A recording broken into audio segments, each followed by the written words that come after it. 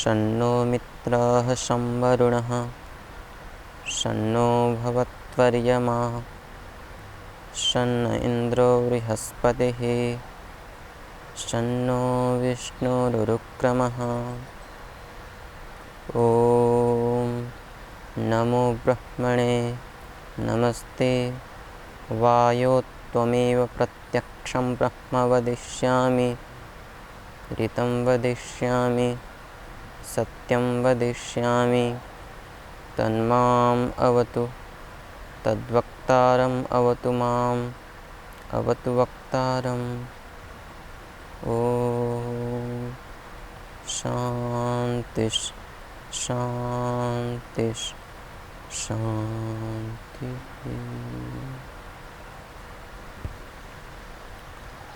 आप सभी धर्म प्रेमी सज्जनों का पुनः वेदोपदेश में स्वागत है।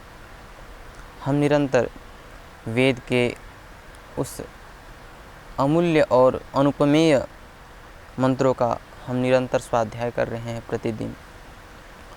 उसी क्रम में आज हम जिस मंत्र का स्वाध्याय करेंगे वह बहुत ही अत्यंत हमारे जीवन के लिए, हमारे जीवन के उत्कर्ष के लिए अत्यंत आवश्यक है। और हमें वह मंत्र क्या संदेश देता है, हम इस मंत्र के माध्यम से जानने का प्रयास करेंगे।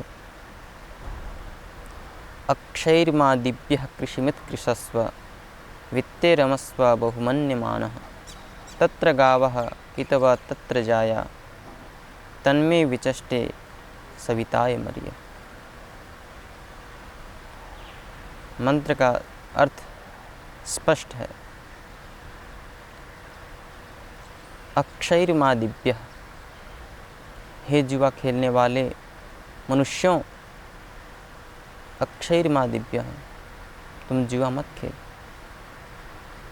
इत कृषिं कृषस्व, तुम जुआ को छोड़ करके कृषि कर, खेती कर। इत कृषिं कृषस्व, खेती कर। बहुमन्यमानः वित्तेरमस्व, और परिश्रम से प्राप्त धन रूपी ऐश्वर्य को ही बहुत मानता हुआ, बहुत समझता हुआ, उसी में सदा आनंद, प्रसन्न चित्त और सुख शांति व संतुष्ट रहा।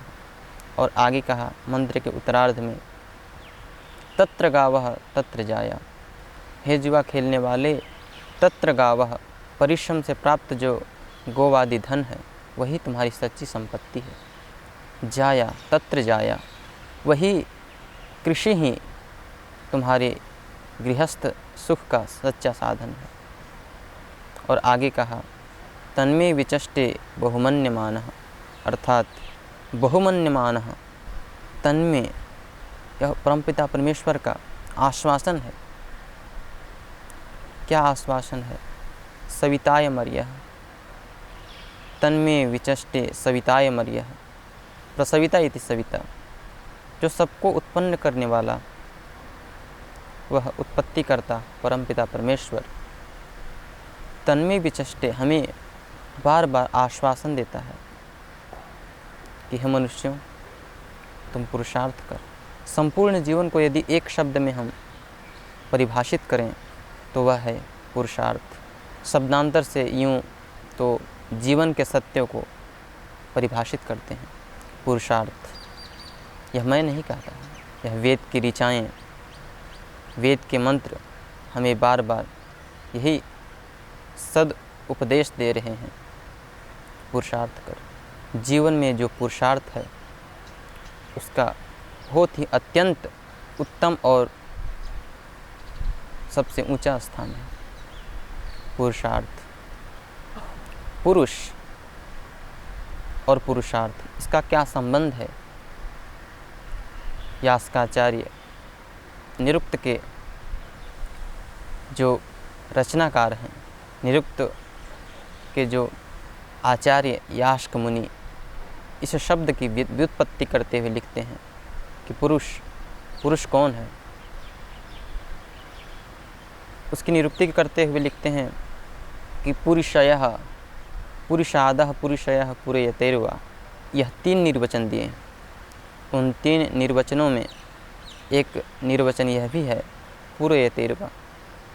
पुरुष का पुरुषत्व इसी में है कि वह सदा पुरुषार्थ करे, परिश्रमी बने, स्वावलंबी बने।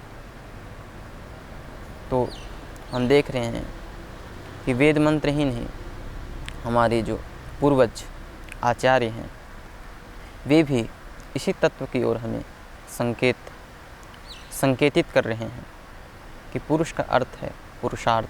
आज के युग में हम देखते हैं प्रायः मनुष्य पुरुषार्थ से विरक्त होते जा रहा है और पुरुषार्थ करना नहीं चाहता। हर मानव चाहता है कि हमें अधिक पुरुषार्थ न करना पड़े,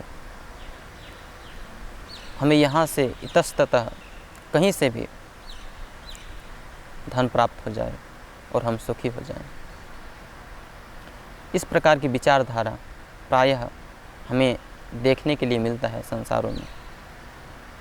लेकिन वेद की ऋचाएँ हमें क्या कहती है कि अक्षयर्मा दिव्यः, हे जुआरी तुम कहाँ किस कर्म में फंस गए। अक्षयर्मा दिव्यः, जुआ मत खेल। इत कृषिम कृषस्व, तो कृषि कर, खेती कर, उसी में तेरा संपूर्ण जीवन का विकास, तुम्हारे जीवन का उत्कर्ष, तुम्हारे जीवन का जो सौम्यता है वो उसी में है। उसी में तेरा सुख शांति और कल्याण समाया हुआ है। और कहते हैं आगे कि तन्मे विचष्टे सविताय मर्यः, सविता माता, वह माता कैसे हमें अपने सद्वचनों से बार बार हमारे ऊपर अनुग्रह करते हैं। इस संपूर्ण सृष्टि में हम परमपिता परमेश्वर द्वारा बनाए हुआ जो भी हम तत्वों को देखते हैं, पेड़ पौधों से लेकर के वनस्पति, पशु पक्षी, ये जितने भी पदार्थ वह प्रभु ने बनाया है, वह निरंतर हमें एक संदेश, हमें एक उपदेश दे रहे हैं। आवश्यकता है उन उपदेशों, उन संदेशों को समझने की और उसे अपने जीवन में धारण करने की। मित्रों, हम प्रतिदिन उगते हुए सूर्य को देखते हैं। यह कोई अपूर्व घटना नहीं है। हम प्रतिदिन प्रातः उषा काल में उठते हैं और उगते हुए सूर्य को, जब सूर्य अपनी उषा की दिव्य किरणों के द्वारा इस संसार को प्रकाशित कर रही होती है, उस समय हम देखते हैं कि उषा निरंतर धीरे धीरे आगे ही बढ़ती चली जा रही है और वह एक क्षण के लिए भी रुकती नहीं।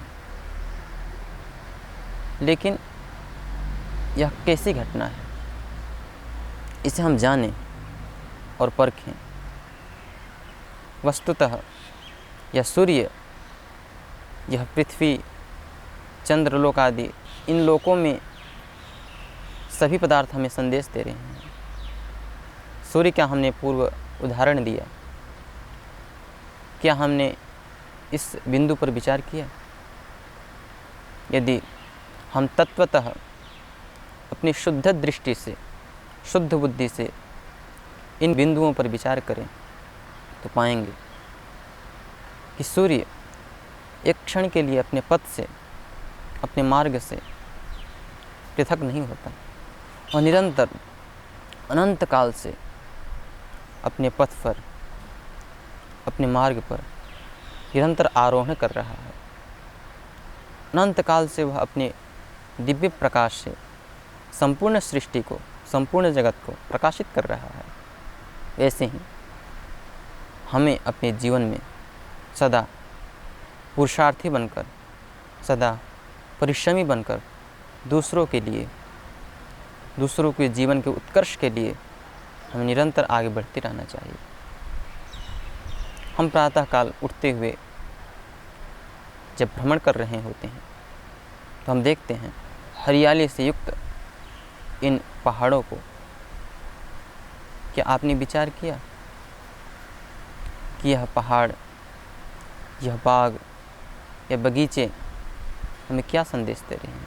वह भी अपरोक्ष रूप से हमें एक संदेश दे रहे हैं। घास से भूमि की हरियाली निरंतर बढ़ती ही जा रही है, उसकी सौम्यता निरंतर बढ़ती ही जा रही है, लेकिन घास को कोई हरियाली नहीं कहती। घास को कोई हरियाली नहीं कहते, वह यही कहते हैं कि भूमि हरी भरी है। घास के निमित्त से, घास के कारण ही भूमि की हरियाली, भूमि की सौम्यता, भूमि की उत्कर्षता दिख रही है, लेकिन घास को कोई नहीं कहता। वैसे ही हमारे जीवन में जो भी सुख, शांति, ऐश्वर्य, चाहे वह हमारे जीवन में बुद्धि का ऐश्वर्य हो, चाहे वह बल का ऐश्वर्य हो, चाहे वह अन्य सुख, धन संपदा का ऐश्वर्य हो, हमें निरंतर दूसरों के लिए, दूसरों के जीवन में सुख, शांति और आनंद लाने के लिए हमेशा उद्यत रहना चाहिए हमें। तो हमने देखा कि कैसे सच्चा आनंद, कैसी शुद्ध और विशुद्ध आनंद का क्या स्वरूप है। किसान प्रतिदिन परिश्रम करता है, वह दिन भर प्रातःकाल उठते ही वह अपने लक्ष्य की ओर, अपने पथ की ओर आगे बढ़ता है, अपने बैलों को लेकर के खेती करने चला जाता है। वह दिन भर अनवरत परिश्रम करता है, खूब परिश्रम करता है, परिश्रम ही परिश्रम करता है। और जब वह दिन भर परिश्रम करने के बाद जब वह घर लौटता है तो उसे जिस सुख की, जिस शांति की, जिस संतुष्टि की अनुभूति होती है, उस संतुष्टि की अनुभूति वह किसान, वह कार्य करने वाला खेत में किसान ही व्यक्त कर सकता है। एक जुआरी जो नित्य प्रति उसका जो लक्ष्य है जुआ खेलना, वह जुआ खेलने जाता है, नाना प्रकार के दुर्व्यसन से युक्त हो जाता है। वह अपने जीवन में एक क्षण के लिए भी वह सुखी नहीं रहता, सर्वदा दुखी रहता है। मनुष्य दोनों हैं, किसान और जुआरी दोनों मनुष्य हैं, लेकिन उनके कर्मों में भिन्नता है। एक का कर्म जो है वह शांति मूलक है, समृद्धि मूलक है, और दूसरे का कर्म जो तामसिक मूलक है, जो कर्म नहीं है अपितु अकर्म है। और ऐसे अकर्म को हमारे वेदों में क्या कहा? अकर्मा दस्यु। जो अकर्म करते हैं वह दस्यु हैं, वे शत्रु हैं, वह परमपिता परमेश्वर के शत्रु हैं, क्योंकि वे परमपिता परमेश्वर के उन रीति नियमों को पालन नहीं कर रहे हैं, निरंतर उल्लंघन कर रहे हैं। और वह परमपिता परमेश्वर उसी को अपना मित्र और सखा समझते हैं, जो उनके रीति नियमों को, उनके अटल नियमों को, उनके सत्य नियमों को पालन करता है। पुरुषार्थी को सब चाहते हैं। वेद में भी कहा है, यो जागारः तं ऋचः कामयन्ते, यो जागारः तमु सामानयन्ति, यो जागारः तमयं सोम आह तवाहमस्मि सख्येन वकाः। देखिए कितना उत्तम और अद्भुत संदेश दिया पुरुषार्थी और परिश्रमी मनुष्यों के लिए। यह मैं नहीं कहता, यह वेद के मंत्र, वेद के ऋचाएँ कह रही है कि यो जागारः तम ऋचः कामयन्ते। यो जागारः, जो जागता हुआ है, जो जागृत है, तम उसे ऋचः कामयन्ते, उसे वेद की ऋचाएँ, वेद की स्तुतियाँ कामयन्ते चाहते हैं। यो जागारः तम ऋचः कामयन्ते, यो जागारः तमु सामान्यन्ते, जो जागृत है, जो सदा आलस्य प्रमाद से रहित है, उसे तम उ सामान्यन्ते, साम मंत्र उसे ही प्राप्त होते हैं। और मंत्र के उत्तरार्ध में क्या कहा? यो जागार तमयम सोम आह, जो जागृत है,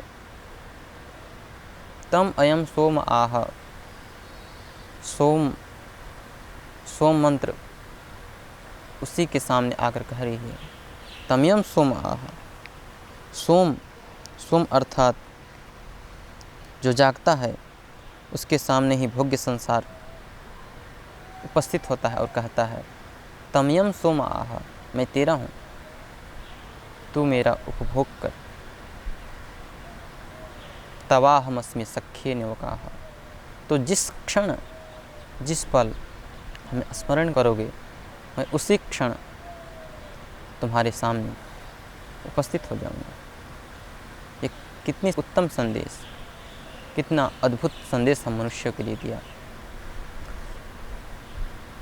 कि यह संसार की दिव्य पदार्थ, ये उन्हीं के लिए है जो भोक्ता हैं। संसार में भोक्ता बनना इतना सरल नहीं है। आज हम देख रहे हैं कि संसार में भोक्ता के बजाय हम विषयीभूत जो पुरुष हैं, वह क्या कर रहे हैं? भोगों के भोग्य बने हुए हैं। भोक्ता बनना तो दूर की बात है, और भोगों की भोग्य बने हुए हैं।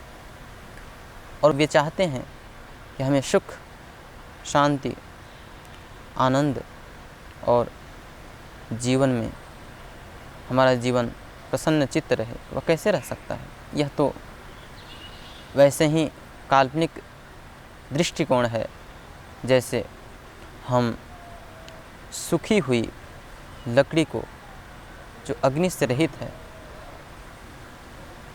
इसे हम यूँ समझ सकते हैं कि जब हम यज्ञ करते हैं, यज्ञ करते समय हम जब घृत की आहुति देते हैं, और हम यदि ऐसी कल्पना करें उस समय कि घी की आहुति देते समय यह अग्नि मंद पड़ जाए, यह ऐसी दृष्टिकोण है, वह मंद कैसे पड़ सकती है? घी का स्वभाव है कि वह जिसके साथ युक्त होता है उसे निरंतर आगे बढ़ाते ही जाता है। हम जलती हुई अग्नि में घी को डाल करके उसे मंद करना चाहते हैं, यह कैसे हो सकता है? उसी प्रकार हमें यदि अपने जीवन में सुख, शांति, ऐश्वर्य प्राप्त करना है, हम चाहते हैं कि हमारा जीवन सुख, शांति और आनंद से युक्त हो, तो हमें सच्चा भोक्ता बनना पड़ेगा। और सच्चा भोक्ता कौन है? जो इस संसार में जागृत है, जो इस संसार में पुरुषार्थी है, जो इस संसार में परिश्रमी है, वही सच्चा भोक्ता है। और सच्चा भोक्ता के सामने इस संसार की समस्त दिव्य भोग्य पदार्थ उपस्थित हो जाते हैं हाथ जोड़ करके, और कहते हैं कि हे मित्र, मैं तुम्हारा हूँ। तवाहमस्मि सख्ये नवकाः, मैं तेरा ही हूँ, मैं तेरा मित्र हूँ, परम मित्र हूँ। तो ऐसा दिव्य संदेश हमें निरंतर सुनने को मिल रहा है। वेद हमें निरंतर अपने दिव्य ऋचाएँ, अपने दिव्य प्रकाश से प्रकाशित कर रहे हैं। भिन्न भिन्न प्रकार से, अलग अलग प्रकार से हमें इन्हीं पुरुषार्थ के महिमा को बार बार हमें सुनने को मिल रहा है। और हम इसी क्रम में अगले मंत्र को लेते हुए आगे बढ़ते हैं। कुर्वन् निवेह कर्माणि जिजीविषत् शतं समाः एवं त्वयि नान्यथेतोऽस्ति न कर्म लिप्यते नरे। अर्थात इस मंत्र का जो सारांश है, यदि एक शब्द में हम कहें तो वह है कि हम अपने जीवन में कर्म करें, लेकिन कैसा कर्म करें? निष्काम भाव से कर्म करें। इसी संदेश को इस मंत्र में उपदेश दिया है कि कुर्वन् निवेह कर्माणि जिजीविषत् शतं समाः एवं त्वयि नान्यथेतोऽस्ति न कर्म लिप्यते नरे। यह कर्माणि कुर्वन् एव, इस संसार में कर्मों को कुर्वन् करते हुए, शतं समाः 100 वर्ष तक जीने की इच्छा कर। अब कैसे? लोभपूर्वक नहीं, ईर्ष्यापूर्वक नहीं, अपितु कैसे कर्म करते हुए जीना है? निष्काम भाव से कर्म करते हुए जीना है। और मंत्र के उत्तरार्ध में क्या कहा कि एवं त्वयि नान्यथेतोऽस्ति न कर्म लिप्यते नरे। हे नर, हे मनुष्य, तुम जागृत होकर के, पुरुषार्थी होकर के निष्काम भाव से यदि कर्म करोगे और इसके अतिरिक्त यदि तुम सकाम अपने लोभमूलक कार्य करोगे, आलस्यमूलक कार्य करोगे, ईर्ष्यामूलक कार्य करोगे, इतः इससे अतिरिक्त यदि तुम कार्य करोगे तो क्या होगा? तुम इस कर्मों के बंधन में जरूर पड़ोगे। उससे तुम्हें कोई नहीं बचा सकता। नान्यः पंथा विद्यते अनाया, और कोई रास्ता नहीं है। मात्र एक ही रास्ता है कि तुम अपने जीवन में सुख, शांति और आनंद चाहते हो, तुम अपने जीवन में उत्कर्ष पाना चाहते हो, तो तुम्हें पुरुषार्थी बनना पड़ेगा, तुम्हें संयमी बनना पड़ेगा, तुम्हें जितेंद्रिय बनना पड़ेगा। यही बार बार हमें वेद की ऋचाएँ संदेश दे रही हैं कि उठो, अपने शक्ति को, अपने सामर्थ्य को पहचानो।